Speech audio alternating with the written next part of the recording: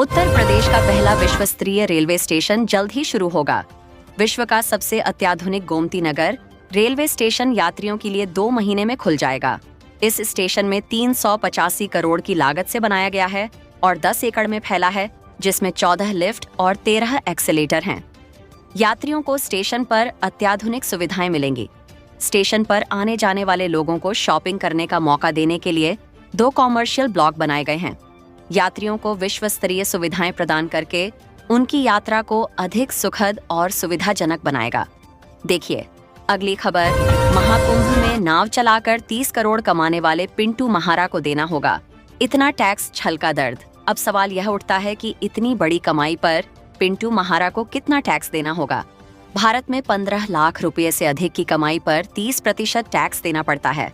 Income tax calculation के अनुसार पिंटू महारा को करीब 12 करोड़ 80 लाख रुपए का टैक्स भरना होगा।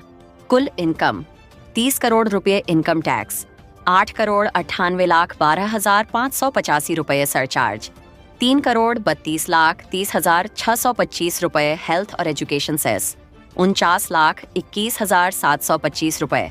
कुल टैक्स देनदारी 12 करोड़ रुपए 4 लाख रुपए।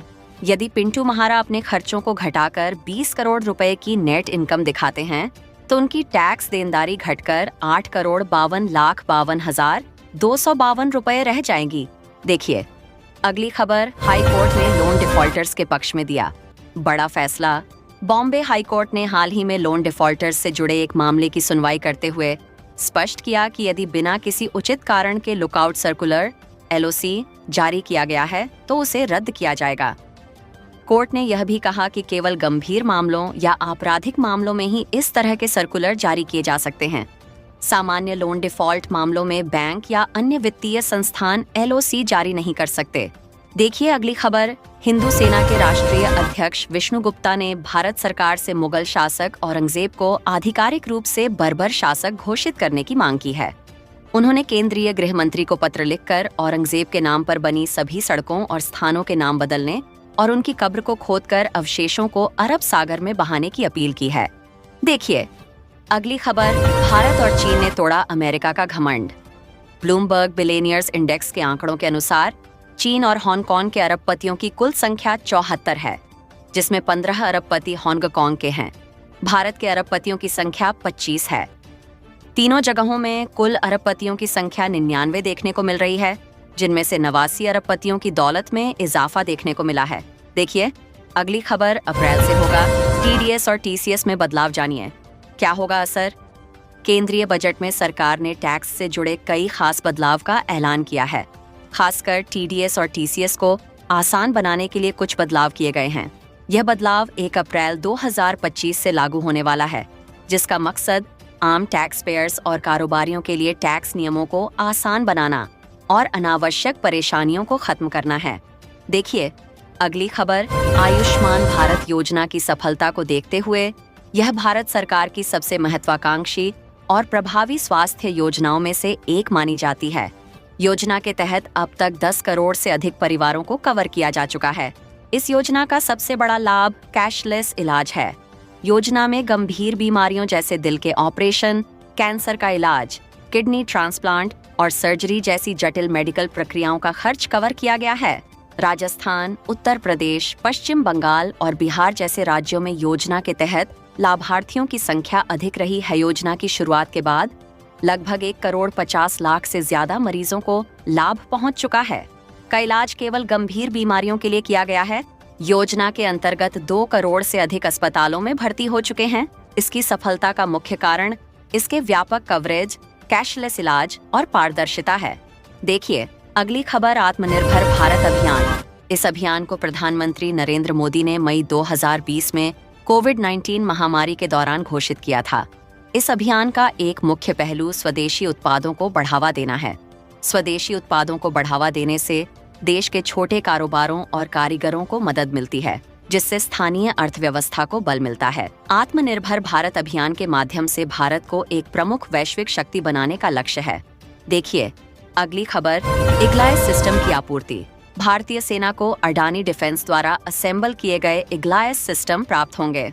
यह सौदा रोसोबोरोन एक्सपोर्ट के साथ हुआ है, जिसमें 48 लॉन्चर, 100 मिसाइलें नाइट विजन डिवाइस और एक परीक्षण स्टेशन शामिल हैं, जिसकी कीमत 260 करोड़ है। देखिए, अगली खबर F-35 फाइटर जेट्स की पेशकश। अमेरिकी राष्ट्रपति डोनाल्ड ट्रंप ने भारत को उन्नत F-30 स्टेल्थ फाइटर जेट्स की पेशकश की है। व्हाइट हाउस में प्रधानमंत्री नरेंद्र मोदी के साथ संयुक्त प्रेस कॉन्फ्रेंस के दौरान यह घोषणा हुई, जो द्विपक्षीय रक्षा सहयोग में एक महत्वपूर्ण बदलाव को दर्शाती है। देखिए अगली खबर, एयरो इंडिया शो 2025। बेंगलुरु में आयोजित एयरो इंडिया शो 2025 में रूस का Su-77 और अमेरिका का F-35 फाइटर जेट प्रदर्शित हुए। इस शो में भारतीय वायुसेना के LCA तेजस और अन्य स्वदेशी उपकरणों ने भी प्रदर्शन किया, शोकेसिंग भारत की सैन्य ताकत और आत्मनिर्भरता। देखिए अगली खबर, DRDO की स्वदेशी स्टील्थ फाइटर प्रगति। DRDO के चेयरमैन डॉ. समीर वी. कामत ने घोषणा की है कि भारत का स्वदेशी 5वीं पीढ़ी का स्टील्थ फाइटर विमान 2028 से 2029 तक अपनी पहली उड़ान भरेगा। इसके अलावा अगले 3 से 5 वर्षों में भारत का रक्षा निर्यात 1000 करोड़ रुपए को पार करने की उम्मीद है। देखिए अगली खबर, चीन का बढ़ता रक्षा बजट। चीन ने अपने रक्षा बजट में वृद्धि की है, जिससे वह भारत से काफी आगे निकल गया है। इस बढ़ोतरी से हिंद महासागर क्षेत्र में सुरक्षा संबंधी चिंताएं बढ़ गई हैं, क्योंकि चीन की बढ़ती सैन्य शक्ति क्षेत्रीय संतुलन को प्रभावित कर सकती है। देखिए अगली खबर, सीएम योगी का नोएडा द्वारा और माइक्रोसॉफ्ट ऑफिस का भूमि पूजन। मुख्यमंत्री योगी आदित्यनाथ ने नोएडा का दौरा किया, जहां उन्होंने माइक्रोसॉफ्ट के नए कार्यालय भवन का भूमि पूजन किया। देखिए अगली खबर, अलीगढ़ मुस्लिम विश्वविद्यालय में होली मनाने की अनुमति। अलीगढ़ मुस्लिम विश्वविद्यालय प्रशासन ने छात्रों को होली मनाने की अनुमति दे दी है, जिससे छात्रों में खुशी की लहर है। देखिए अगली खबर, वृंदावन में विधवाओं के लिए होली महोत्सव। वृंदावन में 2000 से अधिक विधवा महिलाएं पारंपरिक रूप से होली खेलेंगी, जिसमें जैविक रंगों का उपयोग और सांस्कृतिक कार्यक्रम आयोजित होंगे। देखिए अगली खबर, रामपुर में नाबालिगों के धर्मांतरण और खतना मामले में जांच। रामपुर में 2 नाबालिग बच्चों के धर्मांतरण और खतना कराए जाने की घटना सामने आई है, जिसके संबंध में पुलिस जांच कर रही है। यूपी के सरकारी कर्मचारियों के लिए महंगाई भत्ते में वृद्धि। उत्तर प्रदेश सरकार ने राज्य कर्मचारियों के महंगाई भत्ते में वृद्धि की है, जिससे कर्मचारियों को दीपावली से पहले 3 महीने का एरियर मिलेगा। देखिए अगली खबर, अमेरिका भारत व्यापार वार्ता में प्रगति। अमेरिकी राष्ट्रपति डोनाल्ड ट्रंप ने दावा किया है कि भारत ने अमेरिकी उत्पादों पर आयात शुल्क कम करने पर सहमति जताई है। यह कदम दोनों देशों के बीच व्यापार संबंधों को मजबूत करने की दिशा में महत्वपूर्ण माना जा रहा है। देखिए अगली खबर, सीरिया में हिंसा जारी। सीरिया में सरकारी बलों और राष्ट्रपति असद के समर्थकों के बीच संघर्ष में हाल के दिनों में 200 से अधिक लोगों की मौत की सूचना है। यह संघर्ष देश के विभिन्न हिस्सों में जारी है, जिससे मानवीय संकट और गहरा गया है। देखिए अगली खबर, पेरिस में द्वितीय विश्व युद्ध का बम मिला। फ्रांस की राजधानी पेरिस में रेलवे स्टेशन के पास द्वितीय विश्व युद्ध का एक जिंदा बम मिला है।